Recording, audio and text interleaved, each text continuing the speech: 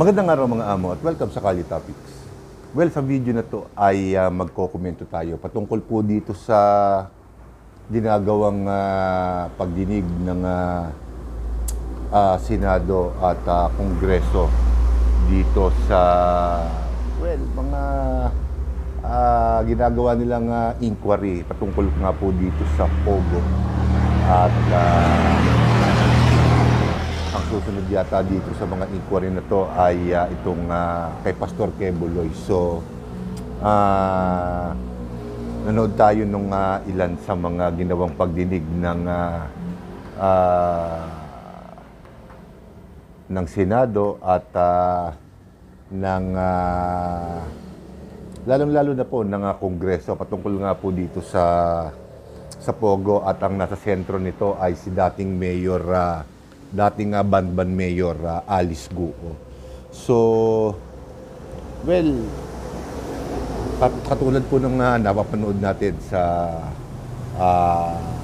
ating mga television, sa mainstream media, ay very elusive pa rin si former Mayor Alice Guo pagdating sa mga katanungan na ipinupukol sa kanya, at ang kanyang madalas na sinasabi ay she's invoking his right to self-incrimination. So, halos wala namang makuhang sagot, at kung minsan ay humihiling pa siya ng executive session.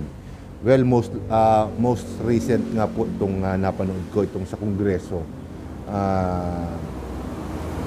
Pero wala naman doon sa ngayon ang ating kukomentuhan, kung hindi doon sa pamamaraan na kung saan ay nagaganap o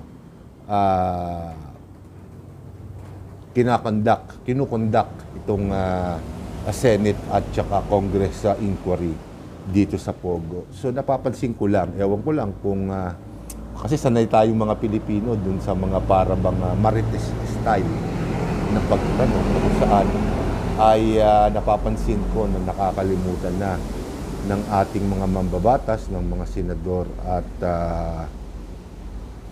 mga kongresista ang tamang paraan ng pagtatanong sa isang research person.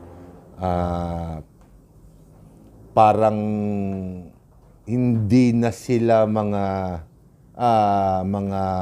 kagalang-galang na mambabatas sa aking pananaw, dahil yung paraan ng kanilang pagtatanong ay halos kumakabila na doon sa talagang pakay ng isang Senate at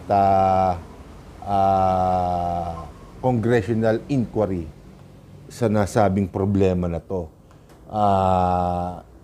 Kaya ako nasabing lumalampas na, dahil dumarating na din doon sa punto na halos insultuhin mo na ng sagad yung tao para lang masagot ang kanyang mga katanungan. Hindi sa kinakampihan ko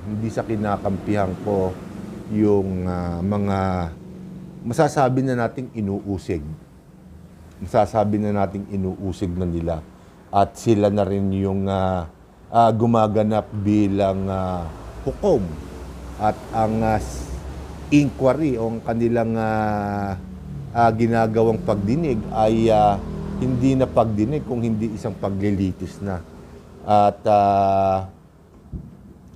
isama na nga po natin doon yung mga personal na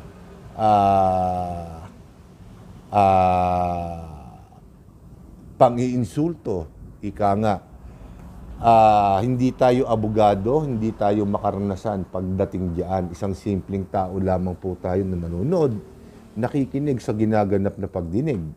Pero siguro kaya maraming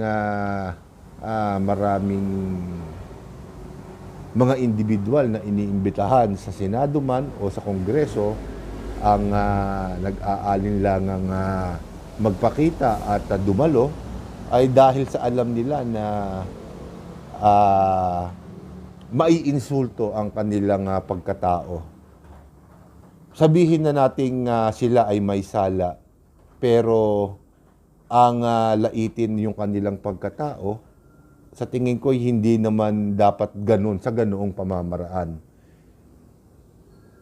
Mga edukadong tao naman lahat o halos karamihan sa mga taong nagtatanong dyan sa Senado at sa Kongreso, dito sa mga resource persons nila.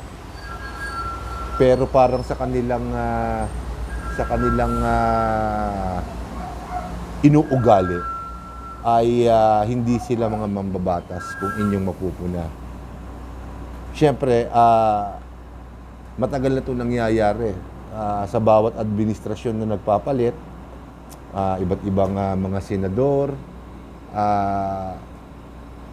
Ngayon ko lang nakita, halos ngayon ko lang nakita yung ganitong pamamaraan ng panglalait. Panglalait ng matatawag yon dahil kung katulad nga po ng sinasabi ng mga resource person na may kaso na nga po, may mga kaso na nga po nakasampa, partikular dun sa mga itinatanong nila, siguro karapatan naman nila na wag sumagot dahil baka makasama ito sa kanilang kinakaharap na kaso. Kung ang pagbabasihan naman nila ay ginagawa nila yon dahil nais nilang bumalangkas ng mga batas o magbago ng mga batas ng mga existing laws na kinakailangang i-modify, baguhin, lagyan ng pangil. Yan ang mga maririnig nating mga litanya ng mga tao na to. Pero sa katotohanan, ang katotohanan ay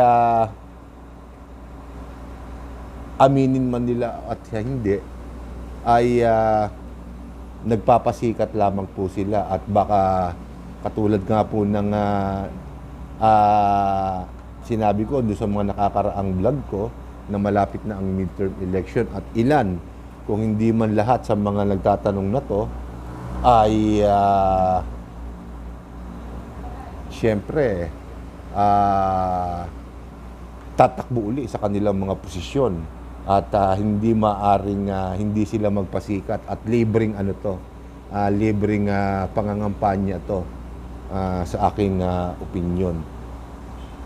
Nagaganap ito kahit sa ang administrasyon, pero